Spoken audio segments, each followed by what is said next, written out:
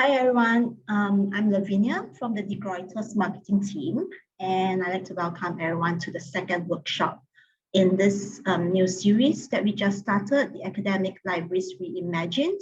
So this is created as a platform for anyone that wants to, share the knowledge with the librarian communities or anyone who might be interested. Before we get started, there's a couple of house rules that I would like to run through. So you will notice that your audio and video has been turned off. And for any questions, please type it into the chat box and we'll address that at the end of the presentation. And this session will last about 30 minutes. It will be recorded. The videos and the slides will be circulated to all the registrants after the event. If you do have any more questions that you're not able to raise during the webinar, please email them to marketing-apac@thegreuter.com. Again, this will be shared with you in the post-event email. So now let me just introduce the agenda again for the day. So today we'll be touching on implementing analytics, the case for data curations presented by Ms. Lisa McIntosh, Director Access Services at University of Sydney.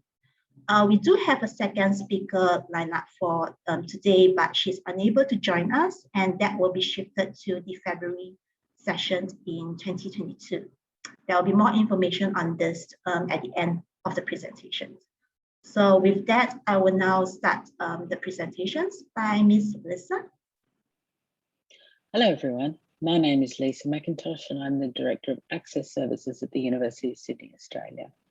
Today, I will be providing my perspective on library data analytics, including approaches and possibilities.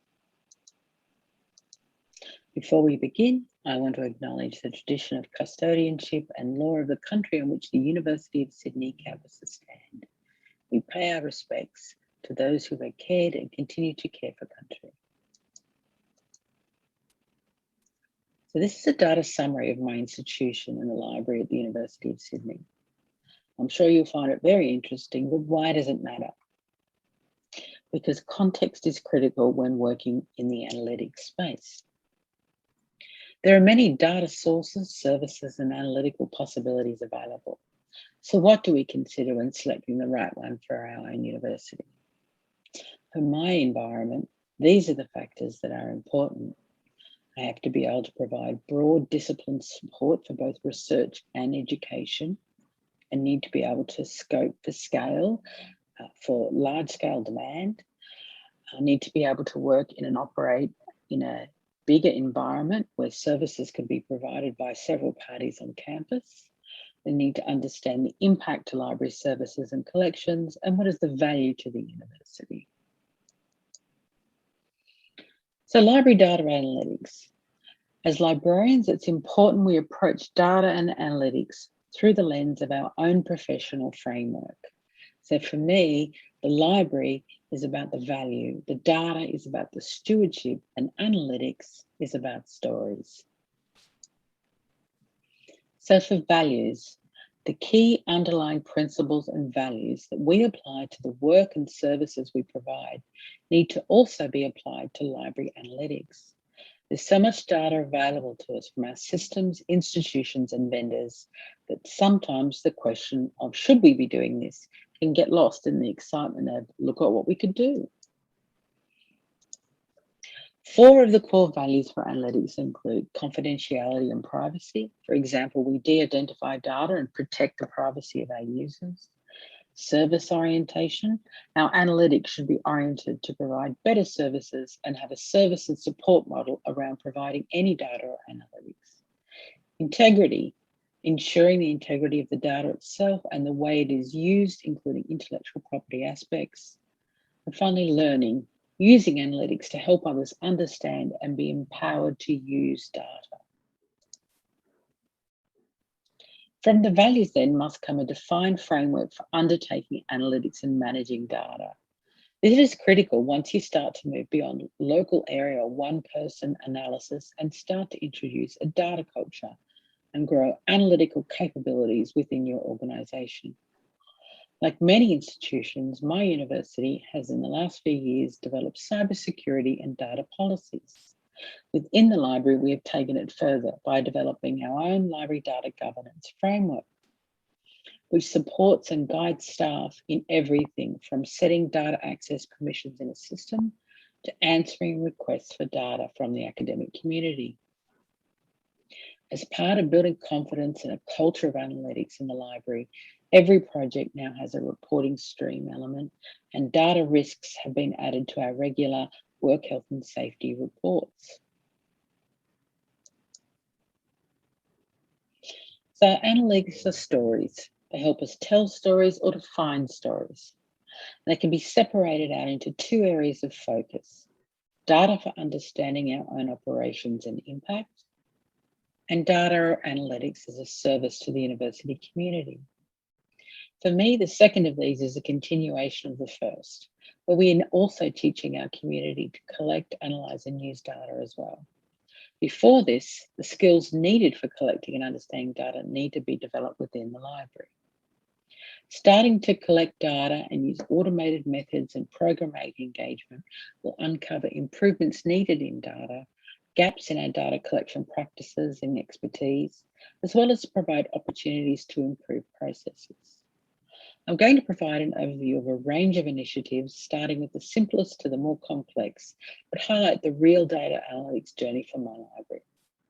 Focusing on using data to inform our understanding of the real or potential value of our services and collections has helped us create an environment where mature analytical services have been delivered, and the library is considered a strong partner in the metrics game on campus.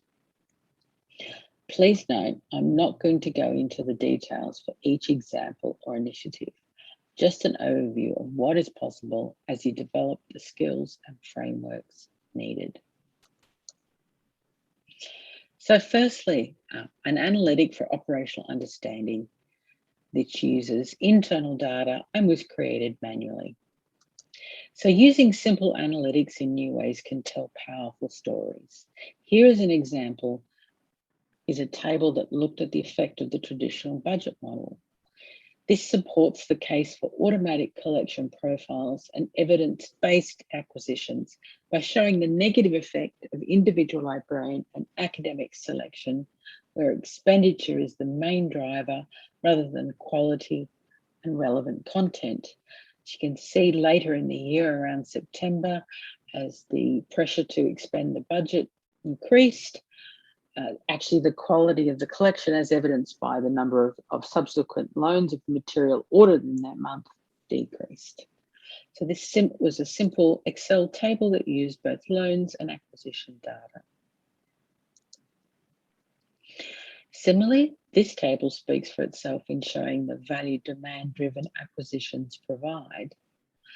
Again, it's an Excel table. It uses some vendor data and acquisitions data, manually compiled the number of direct orders with usage versus patron-driven usage. Moving up to the next level is using analytical software such as Microsoft Power BI, which allows for the automation of data ingest and creation of dashboards, which increase the visibility and use of data. Data such as loan or door count is a good place to start because it's structured data, quantitative data that resides in a fixed field within a file system or record. In this instance, patterns of door counts over a few years were used to determine the most valuable opening hours for clients during pandemic restrictions when hours had to be limited. This was a critical tool for forecasting need and allocating resources. Again, internal data, structured. Move on to the next step. The ingest has been automated.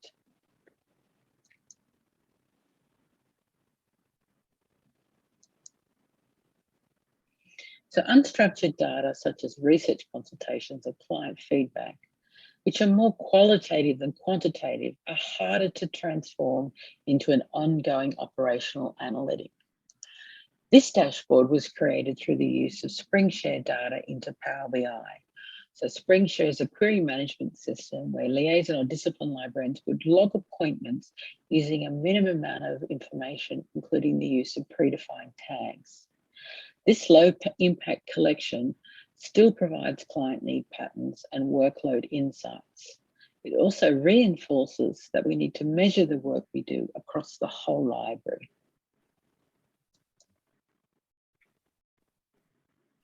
At the high end of what is possible is the development of our library e-resources dashboard. This project was a partnership with the institutional analytics team, the education portfolio, and the library. We wanted to understand the patterns of engagement with library collections and the impact that this had on academic success. This is a near real-time dashboard that can be used to provide faculty-level reports, marketing and training opportunities. It answers the questions of who is using what resource and what resources is a particular cohort using. At the top level, this dashboard is showing law students using library resources the most and domestic students using them more than international students. Importantly, following the confidentiality value, this cannot be used as an intervention tool. For example, all data insights disappear below 20 students. With this dashboard, we started to move into the analytics and data as a service, as the library data, which was effectively transformed as proxy logs in this instance, is imported into the institutional data warehouse environment, including its library governance attributes. This work on patterns of engagement with collections and quantifying the value of libraries and their collections is now being used, particularly at an individual faculty level, in such areas as student retention and course accreditation. The second part of the library e-resource dashboard was understanding the impact the library has on academic outcomes.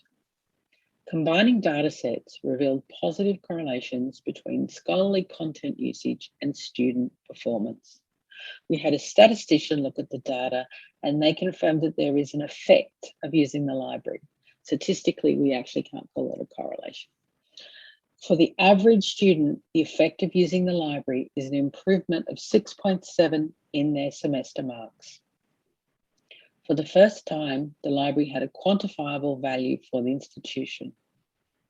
Interestingly, as you can see from the data, the effect does not hold at the top and bottom range of student performance. So if a student is at risk of failure, or alternatively, if a student is high distinction or above, using the library doesn't make that much difference in their results. Again, this data is near real time and automatically updated with student results. I have used 3 years of data in this example.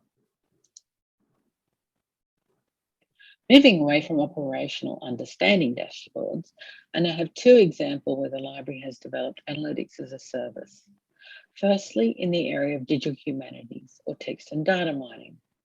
We've used a phased approach to develop a service similar to all library analytics work, where we ask what suitable data do we have, what needs to be done to it, what tools are available or needed, where can we trial a pilot list, and what is the service model.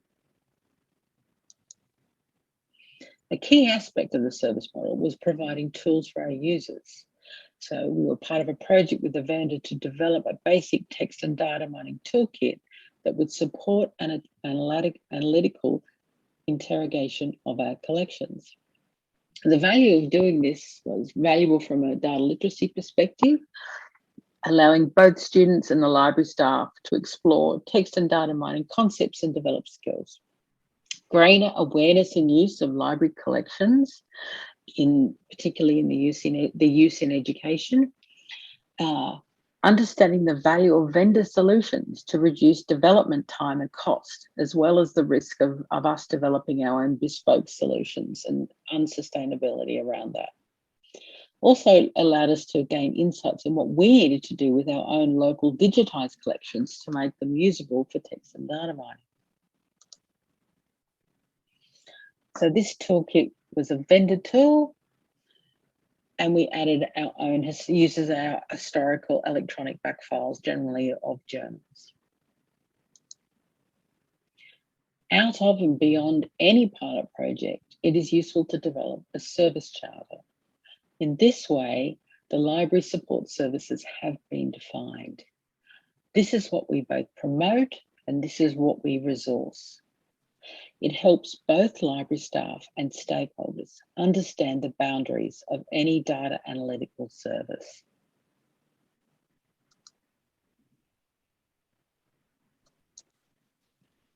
My second and final example is the citation metrics service. Our current standard service is a collection of research metrics services that are provided in a report format. Overall, career metrics are provided, such as metrics around a researcher's top 10 publications.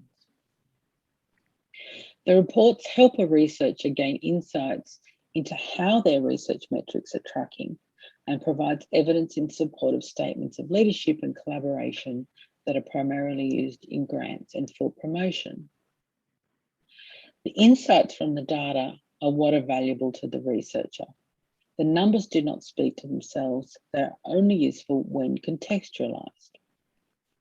As part of the citation metrics service, again, we have looked to the development of tools, and we've created technology that uses a bot and the Scopus, Web of Science, SciVal APIs to source author, article, journal level metrics and automatically compile them into a Word document. We deliver this report to researchers and meet with them to explain the insights from the report. The automated technology has allowed us to scale up the delivery of this service to the university community and meet increased requests for support.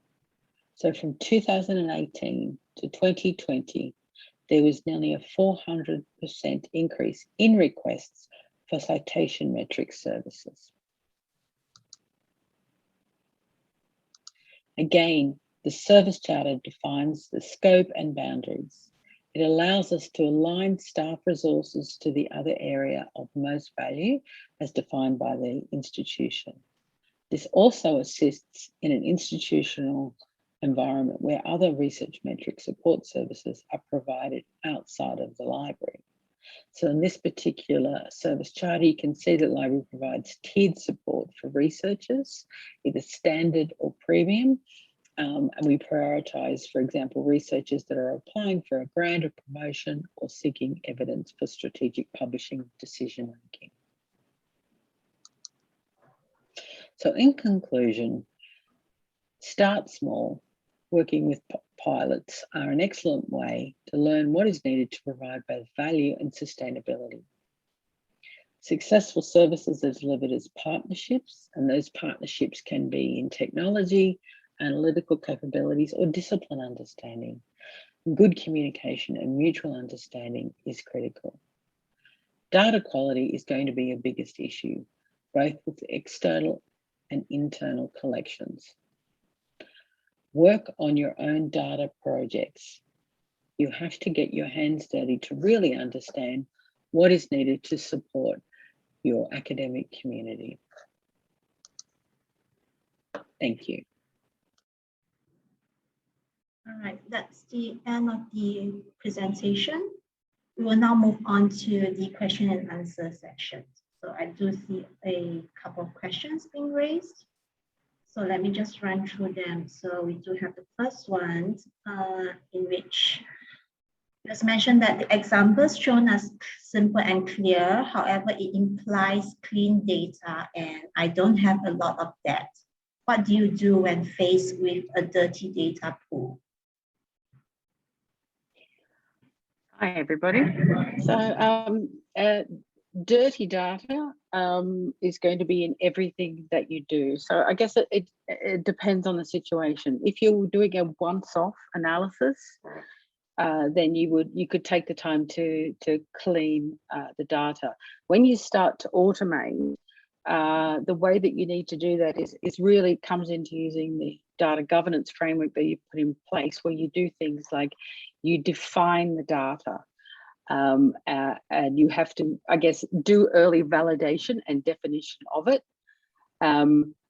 Again, there will always, though, be noise. And I guess the big benefit, and particularly when you're working with data that is involved around libraries, is generally a really large data set.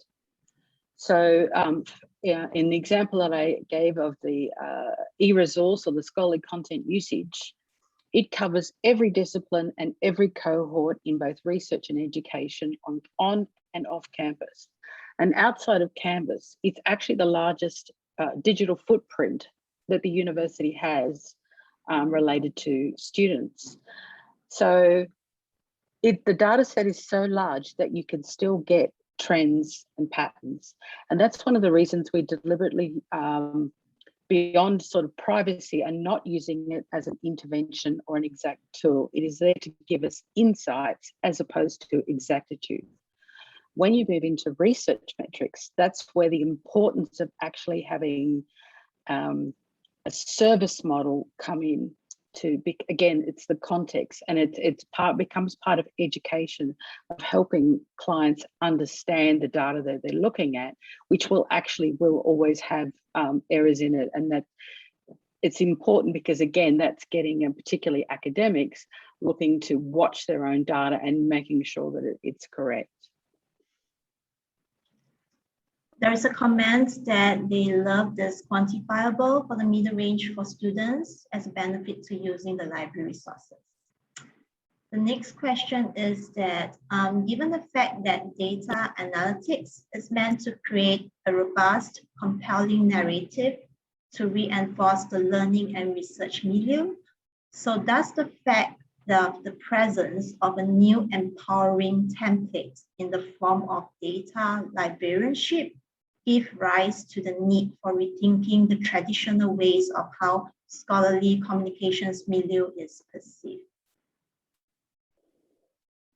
I'm not really sure what's being asked here. If you're talking about data librarianship, if that's looking at new skills coming into our profession, I think that that's only a good thing. Certainly having a certain level of expertise or these data skills is really important, not only when you're doing the work yourself, but when you're partnering with people, you need to have a minimum level of skills to be able to speak the same language when it comes to undertaking projects around data. I'm not sure if that quite answered the question, but no, go on. Well, if it doesn't, just drop us a note or email, and then we will follow that up. Okay, how does the use and analysis of data reflect on staffing? You can see that having subject area specialists is actually detrimental to the library's efficiency and return on investment.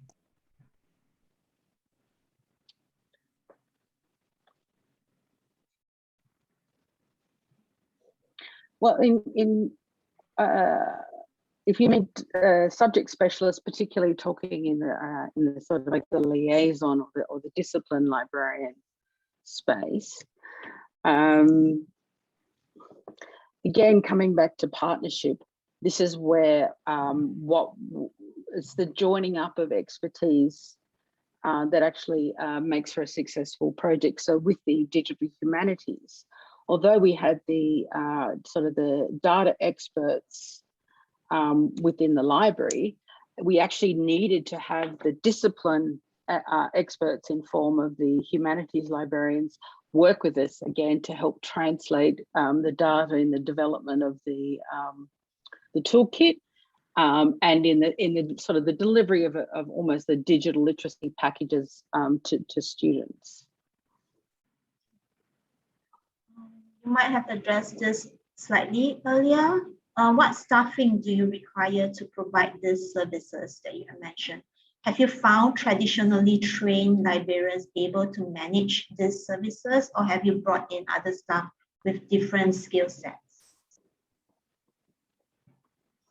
It's a combination, but librarianship is about information management. This is just information management. So the things that we do in terms of to our own collections, or classification, handling, stewardship of collections, it's all things we already do. It's just looking at doing it in new ways. And part of the governance model, and I said that earlier on, is, as well as looking at things like your own data, doing an assessment of the expertise that you have within your own institution and what gaps you've got there, and how are you going to fill those? Do you fill them through training, or do you fill them through hiring? So one of the things that we have done is develop small communities of practice that actually came out of projects and were part of the data governance framework as we introduced it. So for the e-resource dashboard, given that the primary use case was actually going to be to help faculties have an understanding of how their students were engaging with scholarly content, we developed a smaller project group, and it has become a community of practice around data analytics to do with scholarly content. And we support them with expertise, but they're actually a learning question, sort of a learning community. And actually the best questions actually come from them because they're looking at actual applications. So, you know, an example of could we use this dashboard for course accreditation came from a liaison librarian, and we had never thought of that as an application. There's a question from my colleague. How can vendors support you best? What kind of data would you require or expect from publishers?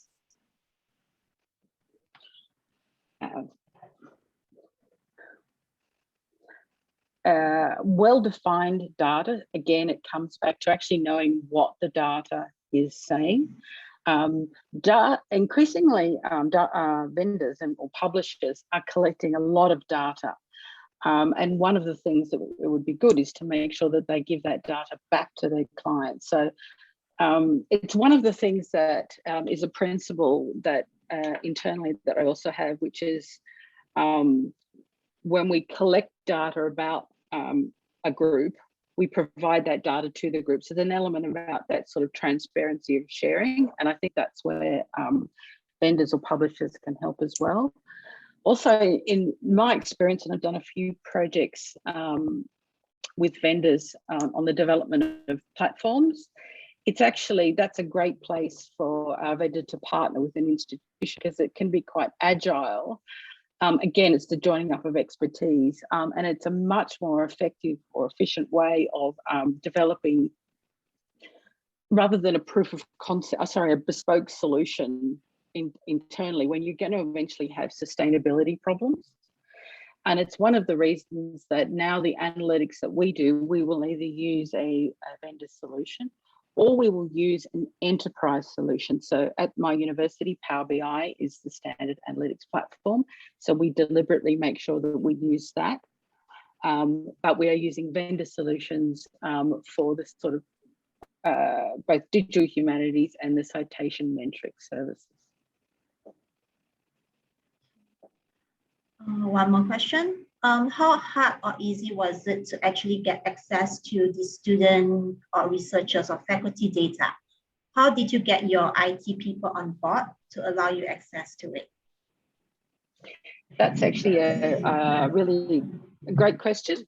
This came out of, I was part of a learning analytics project at the university, which was just looking at, you know, what could we do in the learning analytics space? And to me, it was so obvious that the library had data and would be a great source. So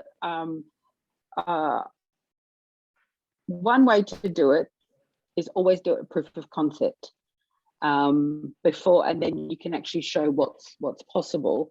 So it was a proposal that I put under that sort of learner analytics sort of banner to both the education portfolio and the institutional analytics unit on campus,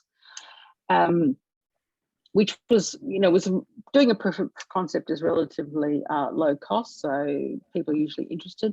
One of the things that, again, going back to the data governance,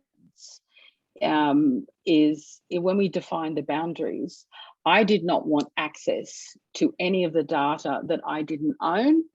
So the demographic data, I didn't actually want any of it. I provided my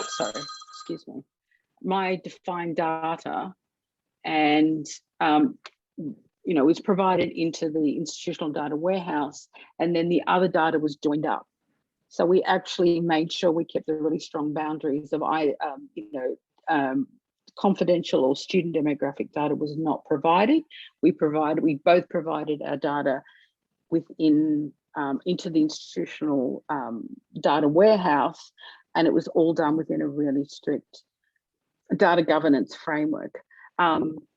The way I got it on board though was by doing it as a learning analytic. We also had the data on usage for researchers or for staff.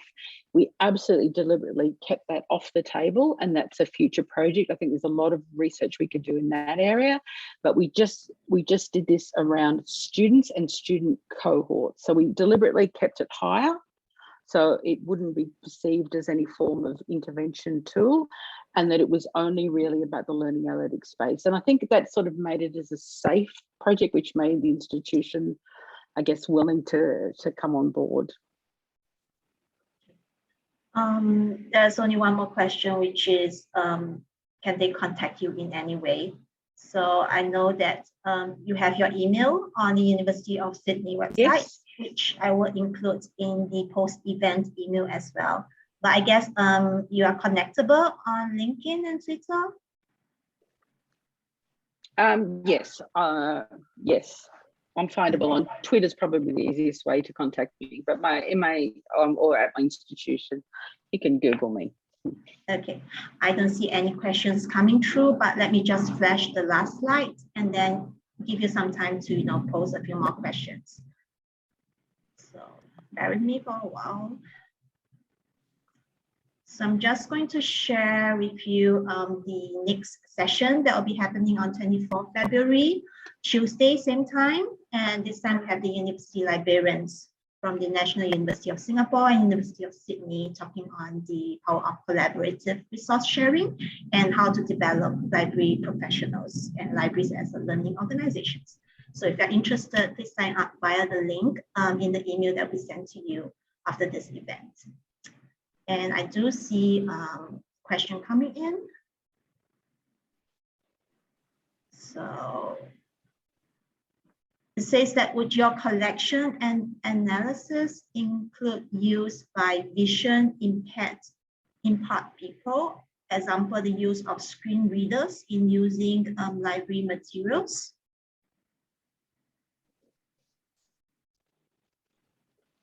Not related to the screen readers, but the demographic information, we have access to the full set of that.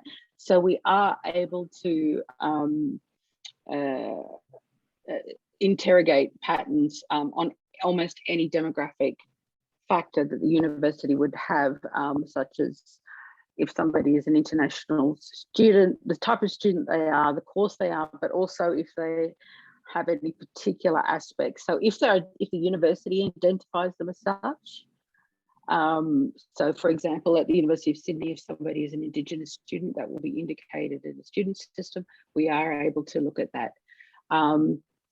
Also keeping remembering that we actually have the privacy thresholds in place, so we cannot drill down into the data below, for example, 20 students. It will just completely drop out. So again, making sure that we have completely de-identified data. So the use of screen readers, no, that's not something that we actually look at in the analysis. Okay, all right. There isn't any questions on that. So let me just to remind everyone that this session is recorded and the materials will be shared with you via email.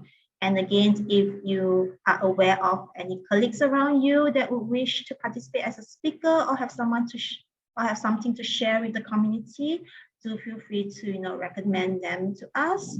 And I don't see any more questions. And so I'll wish everyone a good day, and then I'll see you in 2022. All right, bye.